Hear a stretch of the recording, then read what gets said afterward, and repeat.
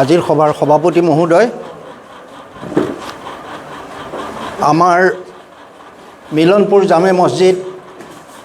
ও সমাজ পৰিচালনা সমিতিৰ মাননীয় সদস্যসকল আৰু আজি উপস্থিত থকা মোৰ মাননীয় অভিভাৱকসকল আৰু আজিৰ সভাৰ আটাইতকৈ মোৰ মৰমৰ সম্বৰ্ধনা জনাবৰ কাৰণে আমন্ত্ৰিত বিভিন্ন পৰীক্ষাত সুখ্যাতিৰে উত্তীৰ্ণ হোৱা মোৰ মৰমৰ ছাত্ৰ ছাত্ৰীসকল, মোৰ বক্তব্যৰ আৰম্ভণিতেই মই আজিৰ এই সম্বৰ্ধনা সভাখন আয়োজন কৰাৰ কাৰণে যিসকল ব্যক্তিৰ মন মস্তিষ্কত এই কথাটো খেলাই এনেকুৱা আয়োজন কৰা হৈছে, ইমান সুন্দৰ কথা এটা চিন্তা চৰ্চা কৰি থিৰাং কৰি এই কথাটো কৰা হৈছে, তাৰ কাৰণে মোৰ আন্তৰিক অভিনন্দন আৰু শুভেচ্ছা মই জ্ঞাপন কৰিলোঁ। বিশেষকৈ মৰমৰ ছাত্ৰ ছাত্ৰীসকলক উদ্দেশ্য কৰিয়ে দুআষাৰ মই ক'ম। আজি যিটো অনুষ্ঠান সম্বৰ্ধনা জনাবৰ কাৰণে কৰা হৈছে, ইয়াত বিভিন্ন ফাইনেল পৰীক্ষাৰ সুখ্যাতিৰে উত্তীৰ্ণ ছাত্ৰ ছাত্ৰীসকলৰ নাম উল্লেখিত হৈ আছে। ফাৰ্ষ্ট ডিভিজন যি আমাৰ অঞ্চলৰ যিসকল ছাত্ৰ ছাত্ৰীয়ে মেট্ৰিক, হায়াৰ ছেকেণ্ডেৰী লগতে দুজনমান ব্যক্তিয়ে স্বাস্থ্য বিজ্ঞানতো সুখ্যাতিৰে উত্তীৰ্ণ হৈ আমাৰ সমাজলৈ গৌৰৱ কঢ়িয়াই আনিছে, তেওঁলোকৰ মই আন্তৰিক অভিনন্দন জনাইছোঁ আৰু তেওঁলোকৰ কাৰণে মই উঠি অহা প্ৰজন্মৰ কাৰণে মই চমুকৈ দুআষাৰ ক'ম।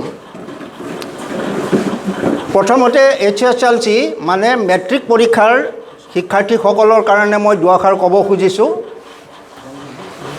এই যিটো মেট্ৰিক পৰীক্ষা HSLC এক্সাম বুলি কোৱা হয়, এইটো 1964ৰ পৰা আৰম্ভ হৈছে। তাৰ আগতে ইউনিভাৰ্চিটিয়ে কণ্ডাক্ট কৰিছিলে 1964। এইকাৰণে মোৰ কথাটো মনত আছে,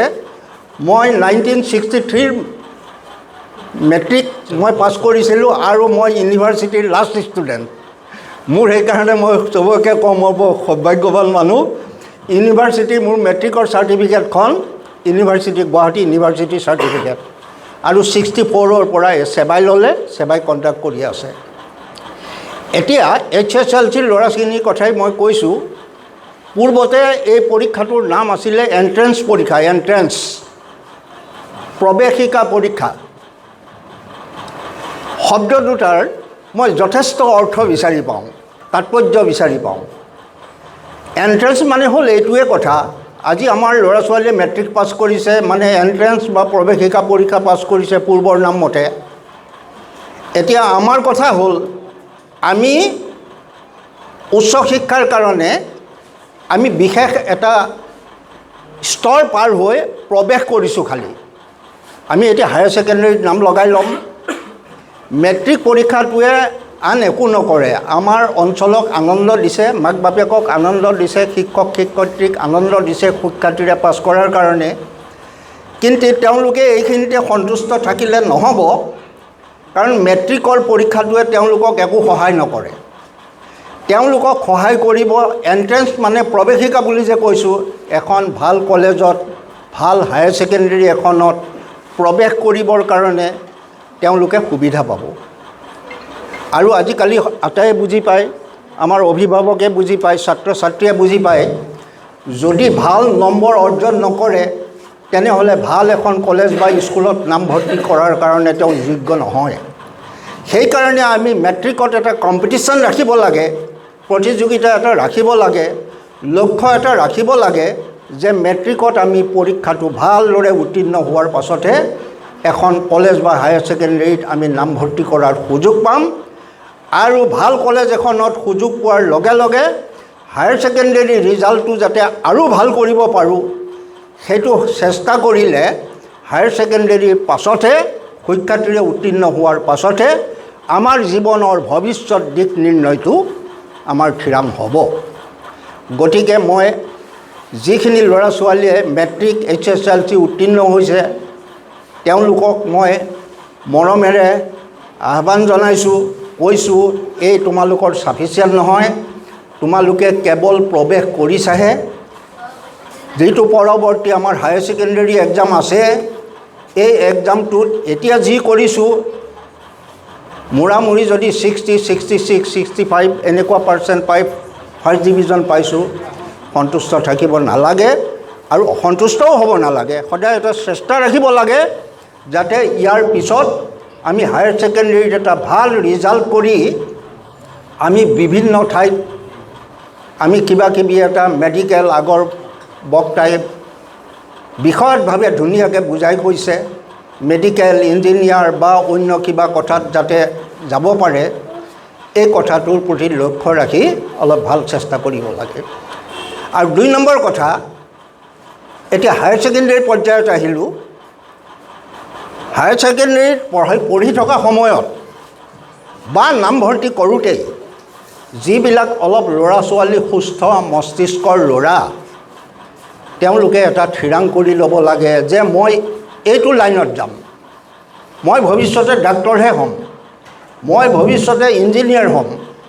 বা মই ভৱিষ্যতে জেনেৰেল লাইনত গৈয়ে শিক্ষক প্ৰফেচৰ কিবাকিবি মই হ'ম, নাইবা মই কিবা IAS অফিচাৰ IPS অফিচাৰ কিবা হ'ম। এনেকুৱা লক্ষ্য এটা হায়াৰ ছেকেণ্ডেৰী ষ্টেজত থাকোঁতেই মনত কথাটো সোমোৱাই ল'ব লাগে আৰু সেইমতে চেষ্টা কৰিব লাগে।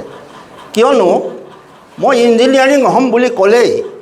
ছায়েন্সৰ ছাবজেক্টবিলাকত অংক, ফিজিক্স এইবিলাকত বেছি অলপ মনোযোগ দিব লাগিব, কেমেষ্ট্ৰি এইবিলাকত মনোযোগ দিব লাগিব আৰু সেই হিচাপে বিষয়বিলাকত অলপ মনোযোগ দি ভাল উত্তীৰ্ণৰে সৈতে গৈ তাৰপিছতো আকৌ বিভিন্ন এণ্ট্ৰেঞ্চ পৰীক্ষা আছে, এই পৰীক্ষাবিলাকত সুখ্যাতিৰে উত্তীৰ্ণ হ'বৰ কাৰণে লক্ষ্যটো নিজে হায়াৰ ছেকেণ্ডেৰীত কৰি ল'ব লাগিব আৰু তেতিয়া নিশ্চয় তেওঁৰ লক্ষ্যত যে উপনীত হ'ব, এইটো মোৰ বিশ্বাস। মই এজন শিক্ষক মানুহ, মই 20 বছৰ নগাবান্ধা হাইস্কুলত কাম কৰিলোঁ ছায়েন্সৰ টিচাৰ হিচাপে। তাৰ পাছত মই ভোৰবন্ধা ঔগুৰি হাইস্কুলত হেডমাষ্টাৰ হিচাপে 15 বছৰ কাম কৰিলোঁ। শিক্ষকৰ অভিজ্ঞতাৰ পৰাই মই কৈছোঁ, মোৰ ভালেমান ছাত্ৰ ছাত্ৰী আছে, মই সিহঁতক ধন্যবাদ দিওঁ। যেতিয়া মেট্ৰিক পাছ কৰিছিল তেতিয়াই মোৰ এজন ছাত্ৰ 1989ত গোটেই অসমৰ ভিতৰত 4th পজিশ্যন পাইছিলে। আতাহাৰ হুছেইন চৌধুৰী, বোৱালগুৰিত, নাগাবান্ধাৰ ওচৰৰ বোৱালগুৰিত ঘৰ। কেনেকুৱা এটা ভিতৰ জেগাত ঘৰ, অসমৰ ভিতৰত 4th পজিশ্যন হৈছিলে আমাৰ ছাত্ৰ। আটাইকেইটা বিষয়ত তেতিয়াই লেটাৰ পাইছে।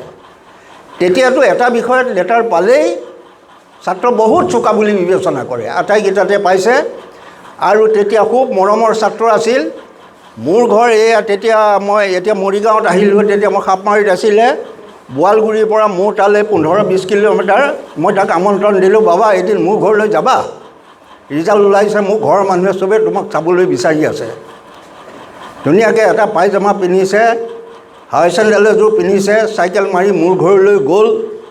আৰু তেতিয়া মোৰ এটা ৰেকৰ্ডিং কৰা এটা সৰু ৰেডিঅ' এটাও আছিলে, মই তাৰ ভইচ ৰেকৰ্ডিঙো কৰি ৰাখিছিলোঁ। তেতিয়া মোৰ ভাইটিয়ে তাক সুধিলে, তুমিতো একেবাৰে এনেকুৱা কৰিছা, ৰিজাল্ট ভাল কৰিছা, কি হ'ব মন কৰা? সি কৈছে, মোৰ এটাই লক্ষ্য, মই IAS অফিচাৰ হ'ম।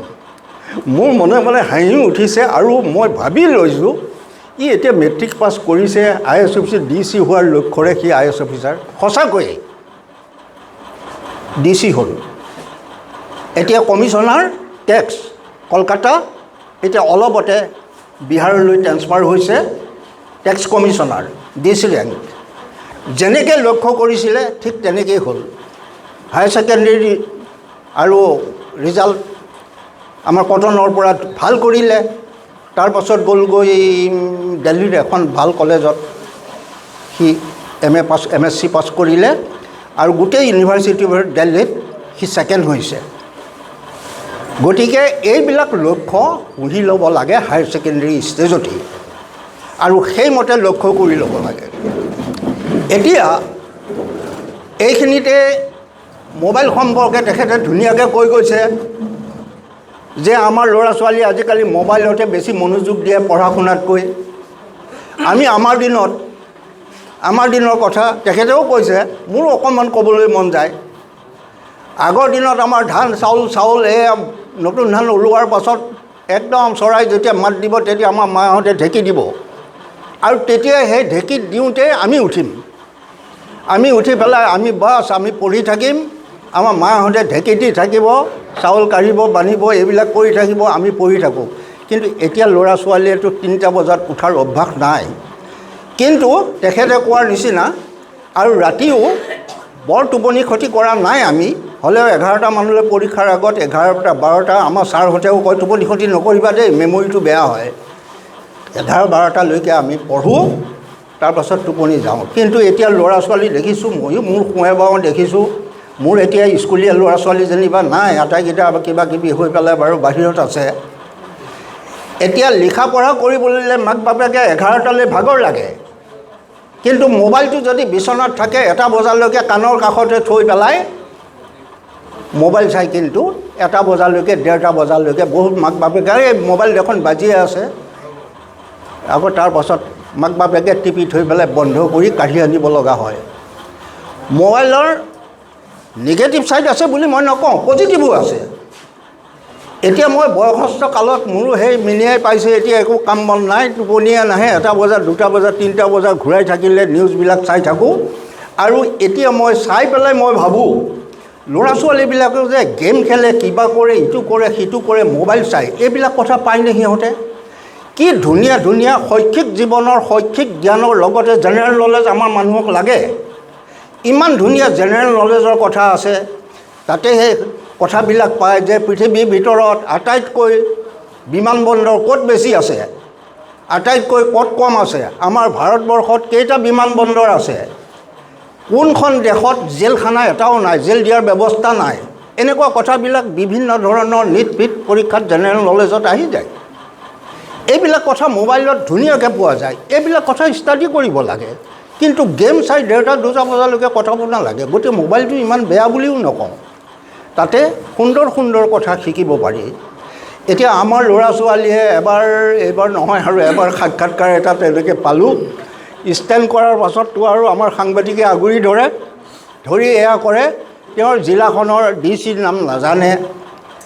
প্ৰধানমন্ত্ৰীৰ নাম সোধোতেও অকণমান ইফালে সিফালে কিবা কিবি কৰি চায় কিন্তু 97% পাইছে কিতাপত লাগি থাকে কিতাপৰ জ্ঞানৰ সৈতে তেওঁ 97% পাইছে কিন্তু আমাৰ ইফালৰ সিফালৰ জ্ঞানবিলাকো লাগিব নহয় যদি আমি 97-99% পায়ো আমাৰ ডিচিজনৰ নাম নাজানো আমাৰ মুখ্যমন্ত্ৰীয়ে প্ৰধানমন্ত্ৰীৰ নাম নাজানো তেনেহ'লে এই 99%টোৱে এসময়ত বৰ অসুবিধা কৰিবগৈ গতিকে দুইটা ছাইড অল স্কুৱাৰ হ'ব লাগে মাজে মাজে খেলা ধূলাও কৰিব লাগে আৰু ফিজিকেলি এইটোৰ কাৰণে এইবিলাক মই ল'ৰা ছোৱালীক মোৰ যিখিনি মৰমৰ ছাত্ৰ ছাত্ৰী আছে হায়াৰ ছেকেণ্ডেৰীত সোমাইছে তেওঁলোকক মই মোৰ ফালৰ পৰা এনে এটা পৰামৰ্শ দিলোঁ আকৌ আজিকালি আৰু এটা কথা ওলাইছে ভাল কথা আমাৰ হিমন্ত মামায়ে ফাৰ্ষ্ট ডিভিজন পালে স্কুটি দিছে বাইক দিছে ধুনীয়াকৈ দিছে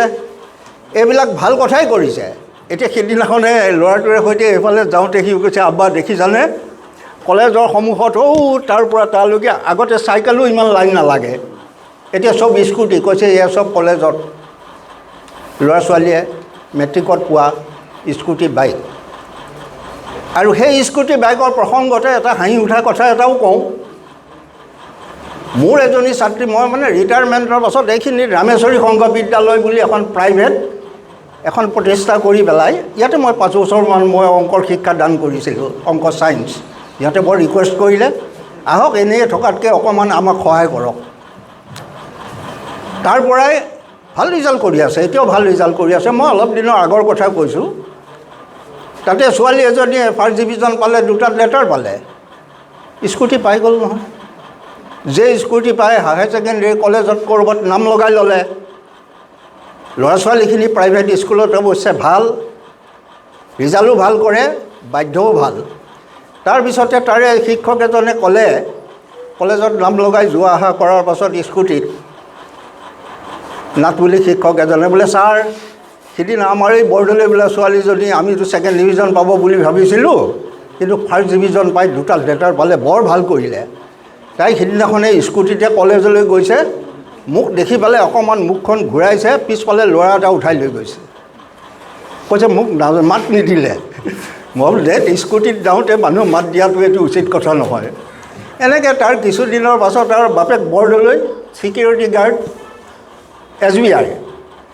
বৰ্ডলৈ সুধিলোঁ বৰ্ডলৈ ভাল বৰ্ডলৈ আৰু ছোৱালীৰ ছাৰ কাৰণে তেওঁ মোক ছাৰ বুলিয়ে মাতে ছাৰ ভালনে মই বৰ ভাল এই কামত আহিলোঁ মই বোলো আচ্ছা মোৰ খবৰ ল'লে যেতিয়া মই খবৰ ল'লোঁ আৰু মই বোলো ছোৱালীৰ খবৰ কওকচোন কি কৰি আছে ছোৱালী গ'ল আৰে গ'ল কি গ'ল কৈছে গ'ল নহয় পলাই গ'ল মই বোলো কি পাইছিল গৈ কৈছে হায়াৰ ছেকেণ্ডেৰী ছেকেণ্ড ইয়েৰ পাইছিলে ছোৱালী গ'ল কৈছে এতিয়া স্কুটাৰ পাই মোক নুসুধে ঘূৰি ফুৰে ক'লে মা ক'ত যাওঁ কয় মোৰ টিউশ্যন আছে টিউশ্যনত যাওঁ বুলি যায় এয়া যেতিয়া প্ৰথমতে গ'ল বুলি ক'লে মই উচপ খাই উঠিলোঁ গতিকে আমাক স্কুটি দিলে বাবেই আমি এইবিলাক কথা অকণমান সংযত হৈ চলিব লাগে অলপ ভাল ভুলকৈ চলিব লাগে আমি আজি স্কুটিখন পাইছোঁ আমি ভাবি ল'ব লাগে তেখেতে কোৱাৰ নিচিনা আমি ভৱিষ্যতে আমি এনে এজন মানুহ নিজকে প্ৰতিষ্ঠিত এজন ব্যক্তি কৰি ল'ব লাগিব মোৰ নিজৰ দিশত স্কুটিখন কি হাই ফাই গাড়ী লৈ পেলাই ঘূৰি পকি ফুৰিম ধুনীয়া বাংলাত থাকিম এয়া কৰিম ভাল চাকৰি কৰিম টকা পাম ল'ৰা ছোৱালীক সুন্দৰকৈ পঢ়াব পাৰিম নিজে সুন্দৰকৈ চলিব পাৰিম এনেকুৱা লক্ষ্যৰে সৈতে আগবাঢ়িব লাগে গতিকে মই এইটো আহ্বান জনাইছোঁ তোমালোকক এইটো উপদেশ এটা দিছোঁ তেনেকুৱা লক্ষ্য কৰি যোৱা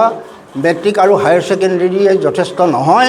তাৰ পিছৰ পৰ্যায়ত আমি কি কৰিম কি কৰিব পাৰিম কেনেকৈ আগবাঢ়িম কেনেকৈ নিজকে প্ৰতিষ্ঠিত কৰিম এজন ভাল মানুহ হিচাপে আৰু শৈক্ষিক জ্ঞানৰ লগতে অলপ জেনেৰেল জ্ঞান এটা আহৰণ কৰিবলৈ সদায় শিকিব লাগে কাৰণ আজিকালি কেৱল হায়াৰ ছেকেণ্ডেৰী ৰিজাল্টৰ ওপৰতে MBBS নাপায় ইঞ্জিনিয়াৰিং নাপায় এটা আকৌ এণ্ট্ৰেঞ্চ বিভিন্ন ধৰণৰ নিট কিবা কিবি এইবিলাক বিভিন্ন এণ্ট্ৰেঞ্চ পৰীক্ষা হয় এই পৰীক্ষাবিলাকত শৈক্ষিক জ্ঞানৰ লগে লগে জেনেৰেল নলেজৰ প্ৰয়োজন হয় গতিকে বিভিন্ন ধৰণৰ জেনেৰেল নলেজ এইবিলাক আহৰণ কৰিবলৈও চিন্তা কৰিব লাগে তোমালোকৰ ভৱিষ্যত মংগল কামনা কৰিছোঁ আৰু আগুৱাই যোৱা ভালদৰে আগুৱাই যোৱা নিজকে ভাল মানুহ হিচাপে প্ৰতিষ্ঠিত কৰা এইটো মোৰ আল্লাহৰ ওচৰত দোৱা থাকিল আৰু তাৰপিছতেই গম পালোঁ দুজন MBBS আমাৰ অঞ্চলৰ পৰাই স্বাস্থ্য বিজ্ঞান সম্পূৰ্ণ কৰি আমাৰ অঞ্চললৈ গৌৰৱ কঢ়িয়াই আনিছে তেওঁলোকৰ প্ৰতিও মোৰ আন্তৰিক শুভেচ্ছা থাকিল আৰু দোৱা থাকিল আৰু তেওঁলোকে যাতে যিটো লাইনত গৈছে খুব ভাল লাইন এটাত গৈছে যাতে বিভিন্ন গৰীব দুখীয়া মানুহৰ স্বাস্থ্য পৰীক্ষাৰ দ্বাৰা স্বাস্থ্য সেৱাৰ দ্বাৰা নিজকে প্ৰতিষ্ঠিত এজন স্বাস্থ্য বিজ্ঞানী হ'ব পাৰে এইটো মই কামনা কৰিলোঁ সদৌ শেষত মই আটাইকে মোৰ আন্তৰিক ধন্যবাদ আৰু শুভেচ্ছা জনাই মোৰ বক্তব্য সামৰণি